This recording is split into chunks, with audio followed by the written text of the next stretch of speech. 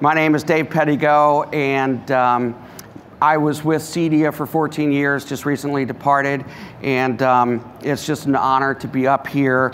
And I'm joined by two awesome people. I'll start with Michelle Turner. Michelle, you are the Senior Director, Google Smart Home. And do you want to introduce yourself just a little bit? Sure. Hi, I'm Michelle from Google. I'm responsible for building out Google's Smart Home initiative and our whole ecosystem. So we work with a ton of the companies in here. We're expanding very rapidly and looking forward to telling you a little bit more today about what we're doing. Wonderful. And then Jacob Potala. Jacob, you are Vice President Sustainability for KB Home. Yes, Dave. Hi, everyone, and thanks, Dave. KB Home has built over 600,000 homes in the last 61 years.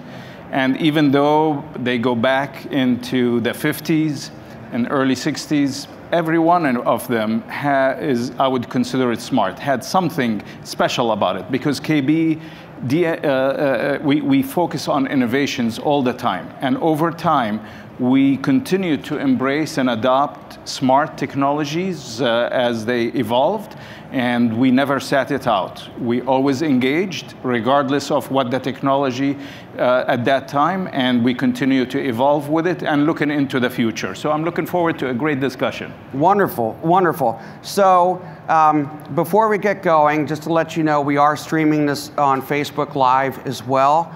So we'll save the questions to the end. If you have a question, we do have a microphone that'll go out. And so we're not going to take your questions right now, but we'll try to get to them if possible. Okay, so the first thing I'm going to start with is, we've said smart home, it's Google Smart Home. What, in your two's opinion, is an actual smart home? Great. So when we at Google think about the smart home, we don't just think about a random collection of devices in the home. We really like to think about, how do we create a home that's more thoughtful? And this is where we see it evolving to. And it's powered by AI. But the reality is that most of us today who have smart homes, and I'm guessing a lot of you guys do, you have smart devices in your home, but they're not really well connected. I mean, they connect to Wi-Fi. You may have 6, 7, or like me, 11 apps on your phone that you control all those different devices through.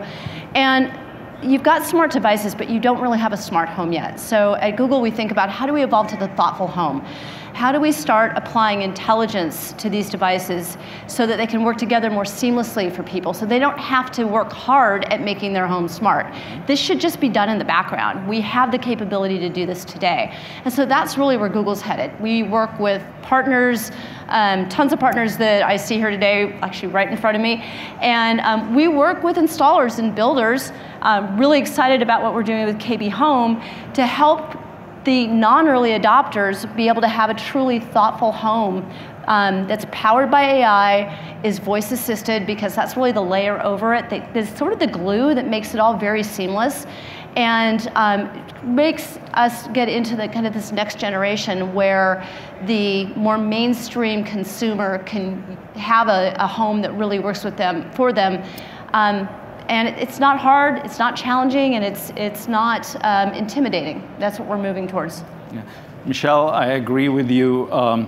A smart home, the definition of it has evolved over time, as I said earlier, and will continue to evolve. But today we're very proud to announce that KB Home partnered with Google to bring what we consider today as a great smart home, where there is connectivity, a mesh network for the home that can be expandable, it's robust, and it has also the AI in the home with Google Assistant and the smart home speakers from Google, plus a wonderful doorbell. So it starts at the front door, and it goes all the way into the home as a great base foundational package for a smart home. From there, at our design centers, we do have other upgrades that the customer can choose based on their interest and their needs to create a more thoughtful home, as Michelle said. Excellent. Well, I want to get back to that in a second. I'm just going to ask real quick. So obviously you have a partnership with KB Homes, and that was announced today, is that correct? Big news. Yep. I'm sure you worked hard on it, so congratulations. But is there anything else going on with Google? What should we be paying attention to? As usual, there's a lot going on with Google. I think the big things that we're looking at is overall our smart home expansion. That's one of the big areas. We've grown massively this year. We're at over 10,000 SKUs. We've grown with a lot of capabilities on the AI side. We've been growing internationally as well. We just launched a lot of international expansion with our speakers in Europe. And I think just one of the big things that's coming out from us is how much the Google Assistant ecosystem has grown and the ecosystem of our partners. So that's some of our major announcements this year.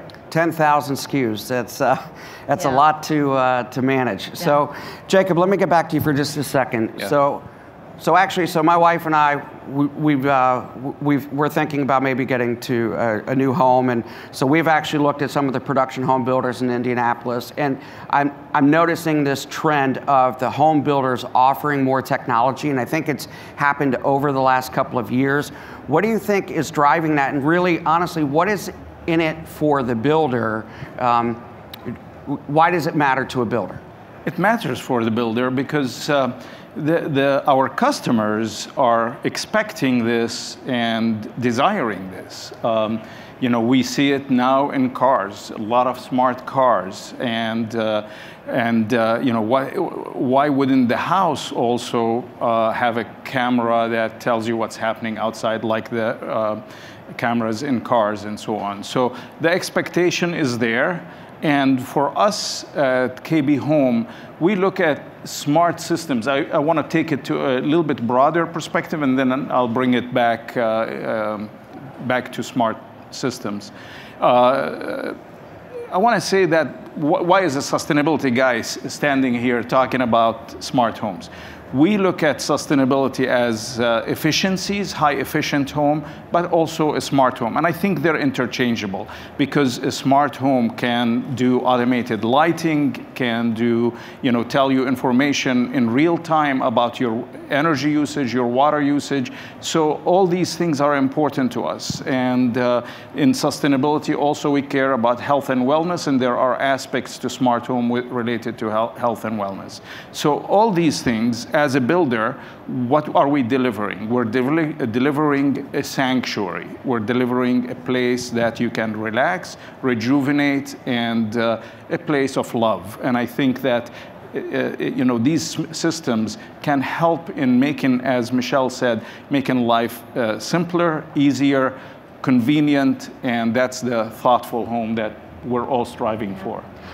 If I can just extend on that, because that's exactly what where we're headed. And some of the things that we're going to be enabling that Jacob's talked about is the ability, based on AI, to start understanding, based on the sensors in the home, what are your patterns, and to do this in a non-creepy way, right? But if we realize that a certain room is unoccupied, or the lights turn off in that room every night at 10 o'clock, we can start to ask. Looks like the lights go out in that room every night at 10 o'clock. Would you like us to do that for you? Well, if it's your bedroom, you may not want it because you may go to bed one night at 10:30, and it would be really bad if the lights went out at 10 o'clock when you were brushing your teeth.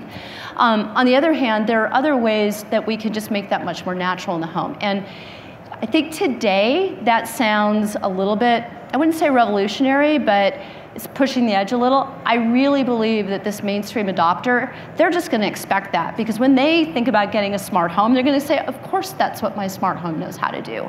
It's going to be taking care of me. And that's really, with the sensors that we're putting into the home, we better enable exactly what Jacob's talking about. How do we start helping people take care of themselves better in the home? How can we enable that more? Yeah.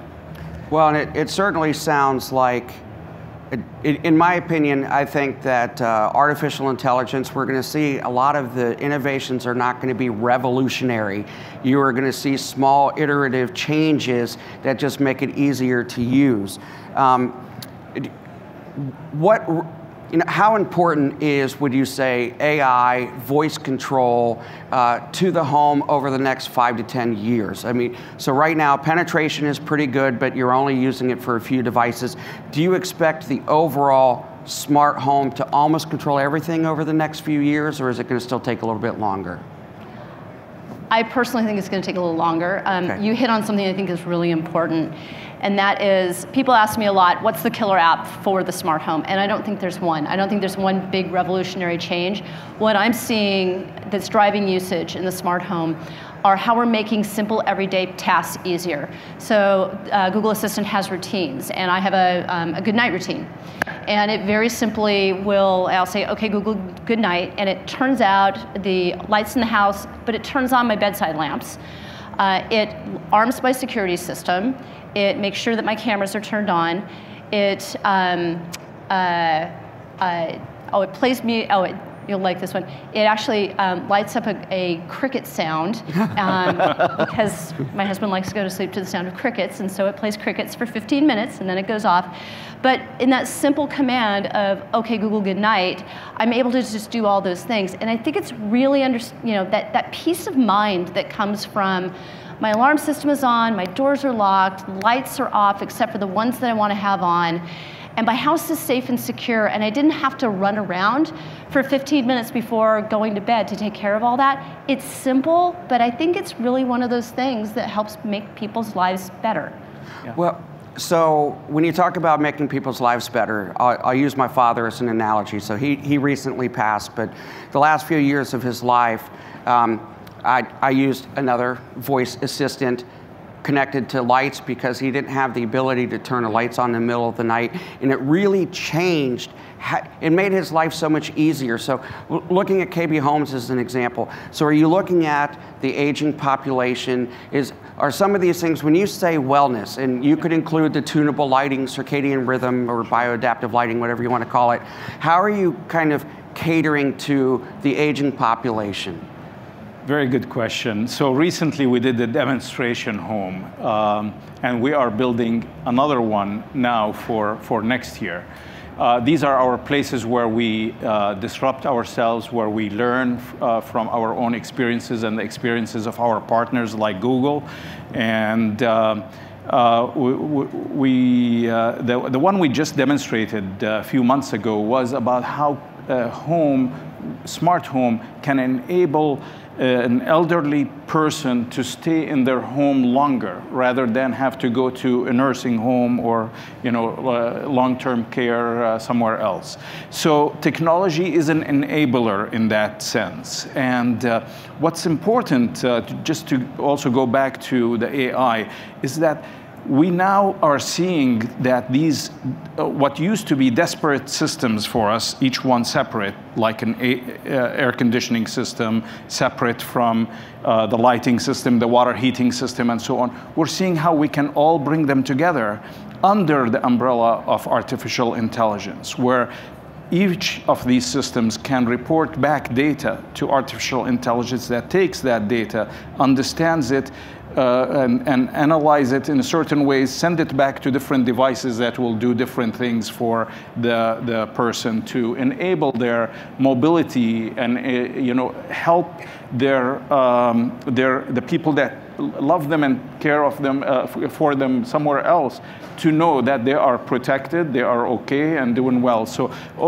we've demonstrated that, and the next house we're going to do will have circadian rhythm as part of the way that we're always on our devices and getting a lot of blue light, and so a house with a circadian rhythm will help you get ready for bed and sleep better overnight, and also the air quality in the house while you're sleeping. There are sensors in the walls that can check for the CO2 levels and so on, and pump more air in certain rooms where you need it. Again, so that we don't do the whole air conditioning, we just do it in certain rooms to save energy. So it all integrates, and I think it's all going to be under that AI umbrella, the Google Assistant AI umbrella. That's fantastic. Is Google looking in on any of these kind of helping improve quality of life as well? Yeah, it's a big focus for us.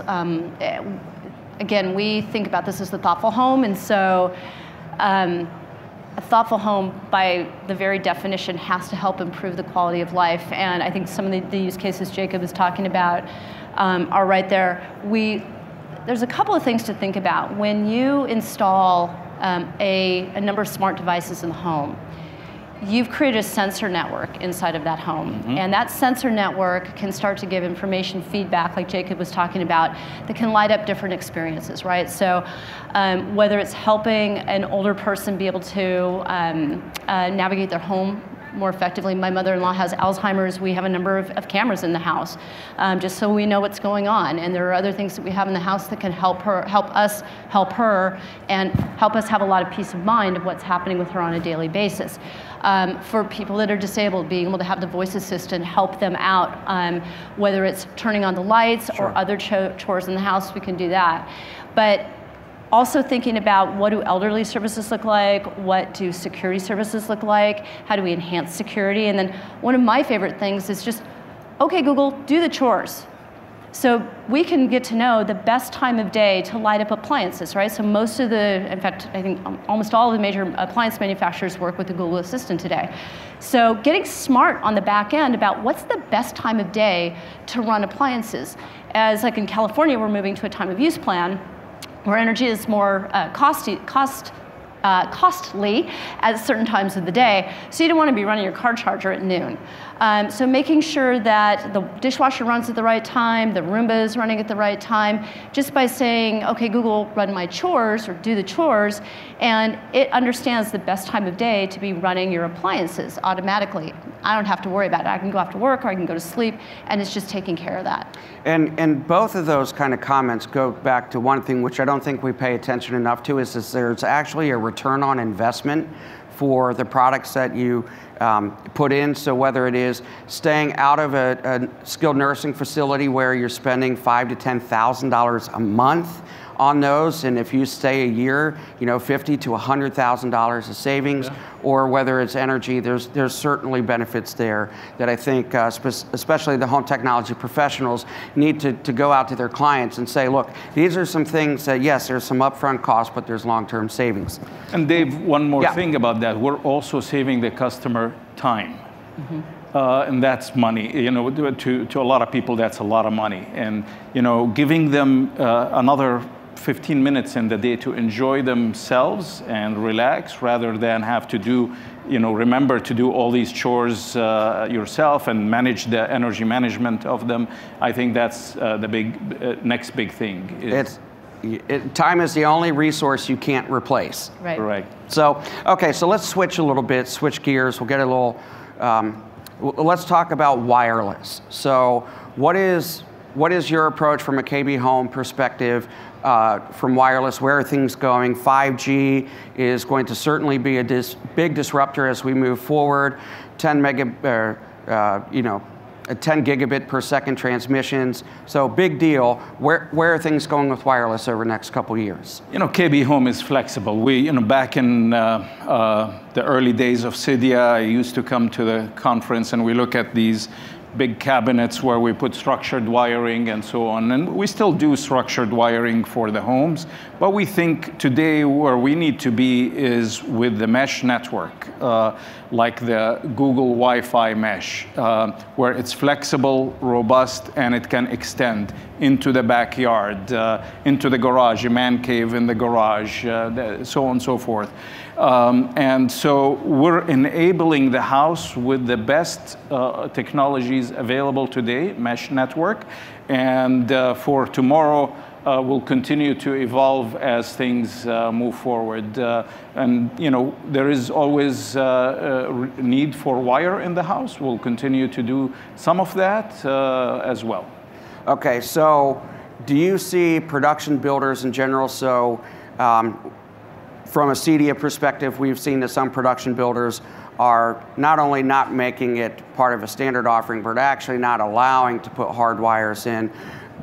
do you see that the pendulum will swing back and forth? I personally see advantages to both in a complementary system, but do you foresee, and I know this is projecting a little bit, that in general home builders are going to be more reliant upon wireless and try to move less towards wires in the home? I think there is the case to be made for that. So, you know, especially as 5G becomes available and so on, there is maybe more reasons to reduce the amount of wiring in the house. But, you know, fiber to the home will continue to some extent, and you need some wire. Perfect. Yeah. So, and I don't know if you can talk about this or whatever, but does Google in general, and I'm sure they do, see 5G as a big disruptor, and is 5G part of what you'd say is the long-term roadmap for where Google Home goes? I mean, 5G is absolutely part of the roadmap down the line. This is one of those things that we watch and we look at, and with Google Wi-Fi, which is a very popular product out there. It's one of those things that we have to stay on top of. So yeah, we're absolutely watching that. The other thing I'll add to your question around wireless is, you guys know this, but all of these devices connect over Wi-Fi. There is some of the security cameras connect via PoE, but largely your lights, your hubs, all of that connect through a Wi-Fi connection. So one thing that I will say is I believe that a really great mesh Wi-Fi system is the foundation of a smart home, and KB selected Google Wi-Fi, and it's a whatever you're putting into a smart home, make sure you have a great, probably a mesh Wi-Fi system to be able to be the baseline of that smart home. I couldn't agree more. I think the network in general is the central nervous system of the home, and the more reliable, the more expertise, the pros that you use to put them in, the better, which actually is a great lead into the next question, which is, so how are these systems going to be implemented? Are they all DIY?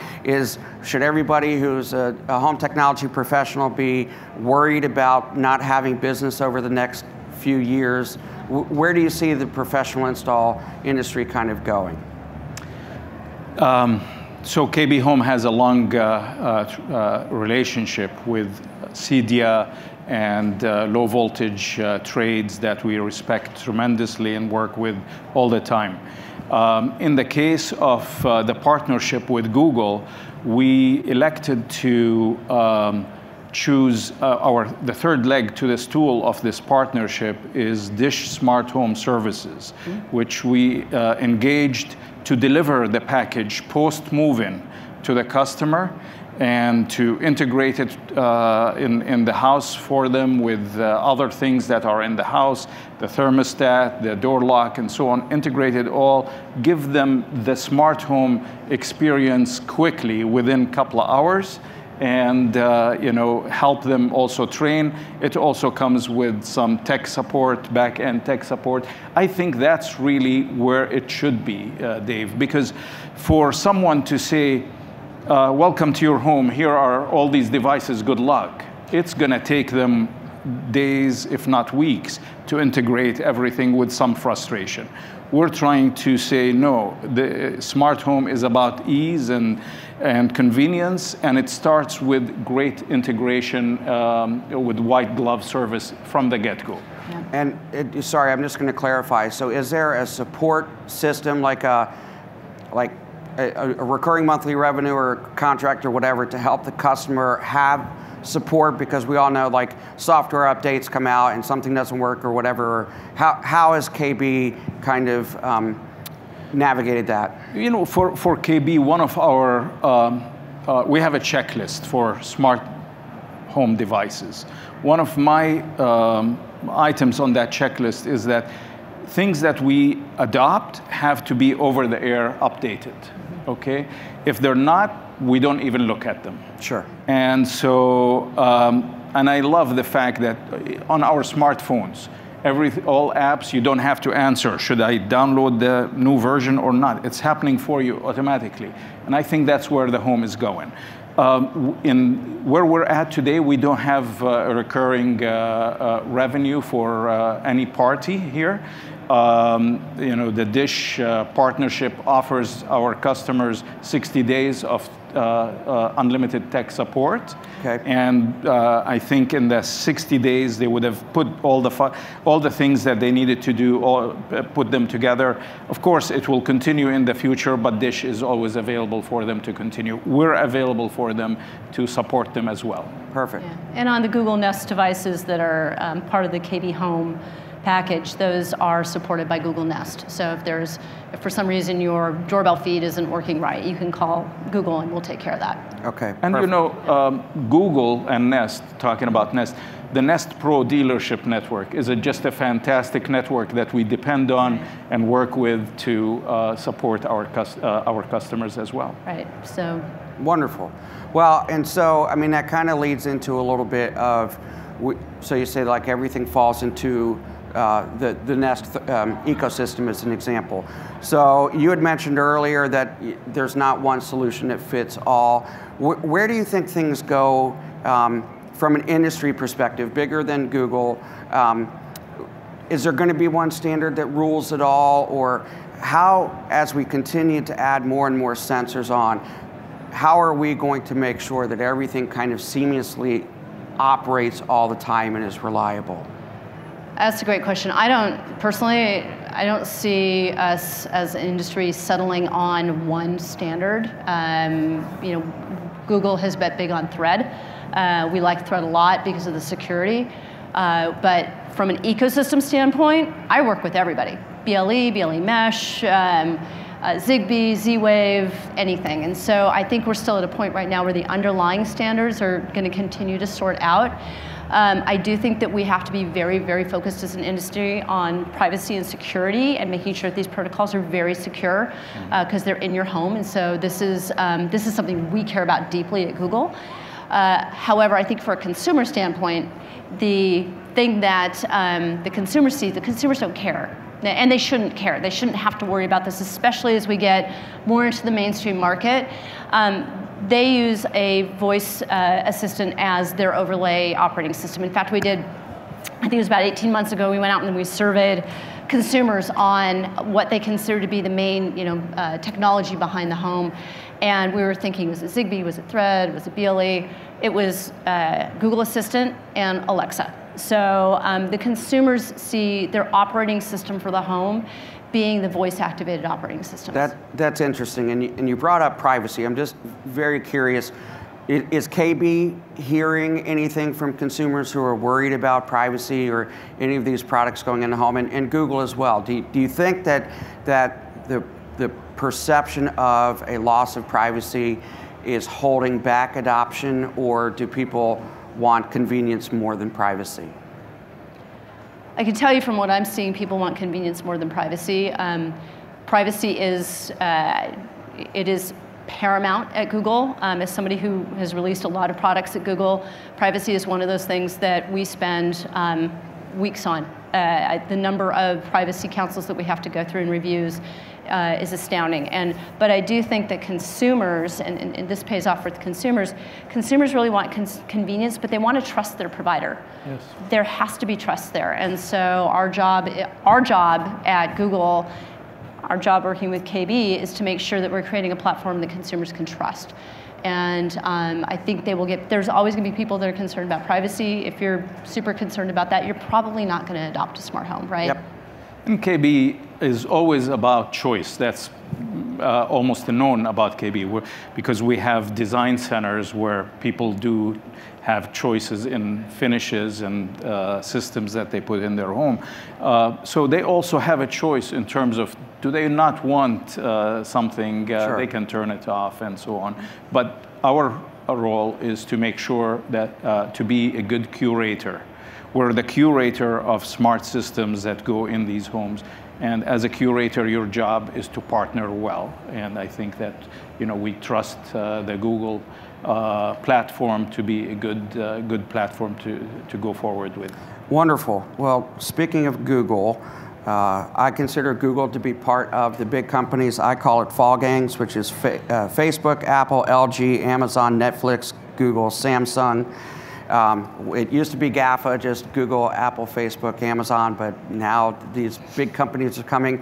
And we had John Penny do our keynote last night, and he talked about content, and he really talked about these big mergers. How do the large companies like Google, how are they going to drive innovation in our space over the next few years?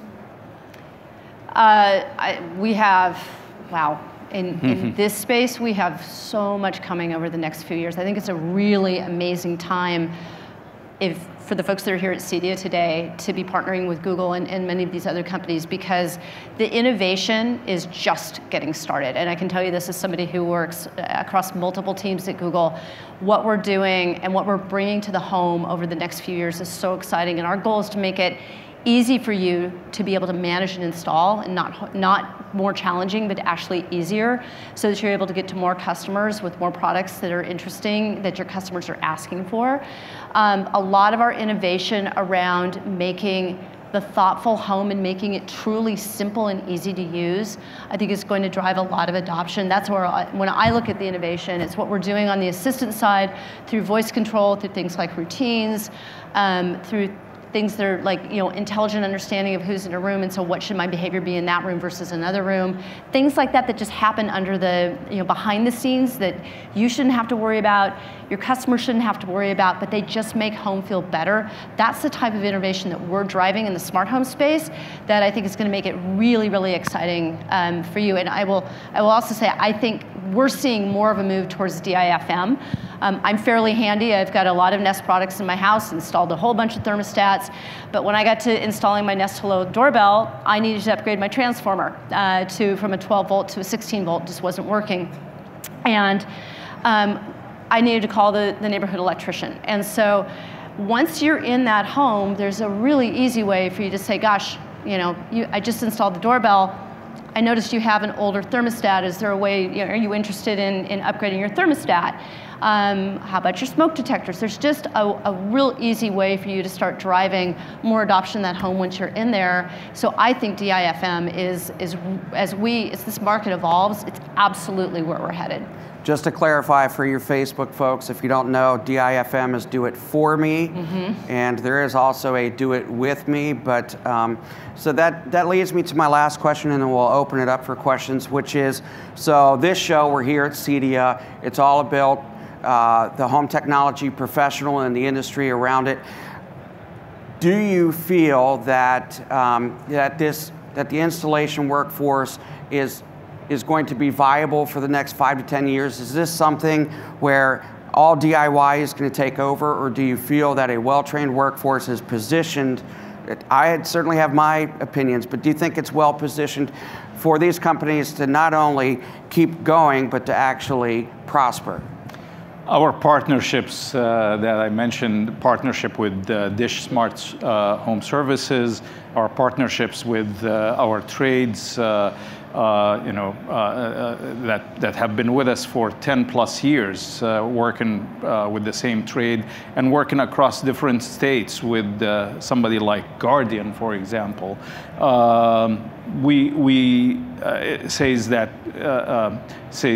Tells the answer, I want to say. The answer is no. There is room and there is need for skilled professionals that can help the customer, and that's what we'll continue to look for. Yeah. I can tell you, I talk to a ton of consumers as part of my job, and the biggest barrier we have to adoption today is they're afraid to put these things in. Yeah. They are afraid to, it is not that hard to install a Nest thermostat, but they're really afraid to do it. The minute they see wires, they're out.